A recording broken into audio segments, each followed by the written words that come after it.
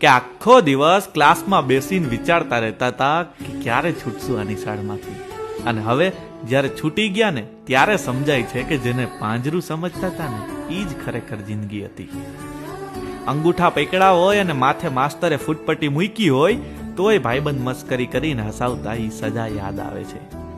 સાહેબ નથી આવ્યા એટલે ફ્રી પીરિયડ, આ સાંભળતા જ ક્લાસમાં જે હલ્લાબોલ થતો ને એ મજા યાદ આવે છે.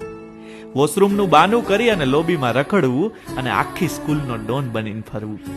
બેન્ચ પર કોતરેલું પોતાનું નામ યાદ આવે છે. ઘરે જઈને સાવ ભૂલી જવાતું ઘરકામ યાદ આવે છે.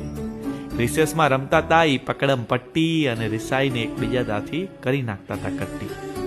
ઈ ગમતો કંપાસ, ઈ નાસ્તાની પેટી અને નિશાળનું દફતર યાદ આવે છે.